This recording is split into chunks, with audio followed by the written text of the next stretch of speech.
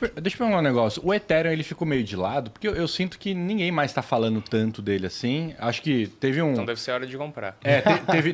Teve uma alta todo mundo falava de Ethereum muito por causa de NFT. Comprar Ethereum. Mas eu vejo que nos últimos anos a galera abandonou meio que o Ethereum, porque antes era Bitcoin queridinha, mas tinha um segundo ali que era o Ethereum, que estava sempre do lado ali, que era uma cripto confiável também, só que a galera abandonou. O que aconteceu com o Ethereum? Eu gosto bastante da Ethereum também, o Ether ter na carteira, eu acho um bom ativo, porque é a base ali do ecossistema das altcoins. Muitas das altcoins, elas surgem a partir, né, da Ethereum. E também atende uma série de soluções que estão sendo desenvolvidas, né, dentro do mercado DeFi também, que o pessoal agora está ganhando maior corpo, né, nesses últimos anos, se desenvolvendo, que é das finanças descentralizadas. Então, a Ethereum é a base da tecnologia de quase todas as soluções que tem aí atualmente no mercado. A questão, ela está realmente, em termos de preço, atrasada, assim, quando a gente analisa aí, né, nos últimos meses e anos. E isso fez muitas pessoas se distanciarem, porque, o preço não explodiu, então não é tão interessante. Aí surge o pessoal lá da Solana, a Solana vai substituir a Ethereum. Então, assim, a gente tem essas disputas naturais aí do ecossistema cripto, mas eu acredito bastante, assim, eu acho que é um ativo relevante por ser base de muitas soluções necessárias.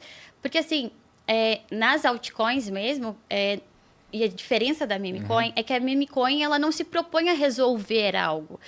Dentre as altcoins, a gente tem uma série de altcoins que se propõem a ser solução para problemas reais, né? Então, a gente tem aí a Ethereum trazendo a questão dos smart contracts, de fazer até essa parte de interoperabilidade entre as blockchains e isso aí unir o sistema financeiro tradicional com o mercado de criptoativos. Então, a gente tem uma série de necessidades que são atendidas pelas altcoins, que eu diria que são tipo startups, como o mercado de startups. Tem muitas que não vão dar certo, mas tem outras que vão dar muito certo, que estão se propondo a resolver algum problema, né? Então, assim, eu acredito, sim, no potencial aí da Ethereum. Legal. E quando a gente fala assim, a Solana pode substituir, para o pessoal que não entende isso, o que pode ser Para vocês isso? terem uma ideia, chegaram a dizer, tempos atrás, que o próprio Ethereum ia ultrapassar o Bitcoin, né? Então, a gente tem que deixar bem claro que dentro do ecossistema você tem o Bitcoin. O Bitcoin é o Bitcoin. É o único que tem a convexidade natural de longo prazo, pela característica que ele tem, e ele observa essa camada de experimentos aí de altcoins, né? Que a gente pode considerar até startups. E aí a maioria vai dar errado mesmo, outras vão dando certo, e o Bitcoin lá sentado vai pegando os insights e aprendendo. E lentamente vai incorporando coisas que são interessantes para o próprio protocolo. Então, imagina você poder aprender sem ter que ficar se arriscando. Então, o Bitcoin tem essa posição privilegiada, né, dentro do ecossistema, tem essa convexidade natural de longo prazo, tem outras vantagens também de não ser soberano, não ter um rosto por trás. Ninguém sabe quem é o criador, né? O Satoshi, quem é o Satoshi, né? O que foi criado, não é? A própria forma de manutenção da própria rede, como surgiu, as próprias regras, né, do protocolo, a elegância matemática, enfim, não tem nada comparável ao Bitcoin, esse é o primeiro ponto. Dentro das altcoins, que aí vai ter momentos que elas vão ficar interessantes, que são as alt-seasons, etc. e tal, aí você também tem que ter o discernimento, como a Tata colocou muito bem, de quais estão realmente se propondo a resolver problemas reais, ou que tem muitas que não param de pé, ou são scams, são realmente golpes. No caso da Ethereum, ela é um caso agora interessante nesse ciclo, porque ela ficou muito atrasada em termos de precificação. E enquanto as pessoas estão com o sentimento de que ela acabou, ou que ela está abandonada, etc., você vê gigantes como a própria BlackRock, não é? Colocando muitas fichas, né? E lançando o ETF também lastreado no próprio Ethereum. Legal. E você tem... E se você olha, por exemplo, o movimento da rede, você vê, por exemplo, baleias que fala, né? No mercado financeiro tradicional, eu sou velho, né? A gente chama de tubarão, né? No mundo cripto gosta de falar de whales, né? De baleias. Você vê baleias e peixes grandes acumulando ali. Então, é meio que parecido com o que aconteceu até com o Bitcoin recentemente, né? O Bitcoin, ele começa o ano e dispara para março. todo mundo fala do Bitcoin. De março até pouco tempo atrás, ele ficou meio que lateralizando entre 48, 50, e às vezes ia para 60 e pouco e tal. Pô, isso durante quase 3 trimestres, 9 meses, né? E um pouco menos, né? E as pessoas, tipo, já estavam meio que desanimando do Bitcoin. Falando assim, pô, esse halving flopou, mesmo com o ETF, mesmo com... Então a gente está vendo um movimento parecido acontecendo também no Ethereum. Que o Ethereum está avançando em termos de fundamento e infraestrutura. Ele é uma parte importantíssima numa nova etapa da internet. Essa é uma outra tese importante, que é a chamada Web3, que é uma internet que você distribui custos e também captura de valor. Você não é um usuário que está lá, seus dados estão na mão ali dos gigantes e você não ganha nada com isso. Na Web3 você tem essa questão de participação, você tem uma base até para as finanças descentralizadas. Enfim, você tem uma série de aplicações para o mundo real e isso não está no preço. Pelo contrário, está atrasadíssimo, mas se você olhar, né, na lupa, você vê que as baleias já acumularam já há algum tempo, já teve o lançamento do ETF e agora nessa etapa do ciclo que a gente está, é aquela história, vai ser um gatilho que às vezes é do nada, sabe?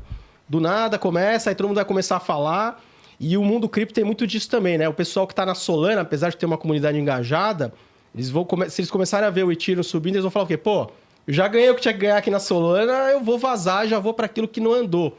E aí tem esse movimento. Então, acho que é um ponto importante que vocês colocaram de algo assim que está meio que fora do esquadro agora nesse ciclo atual, que é essa questão do atraso da Ethereum.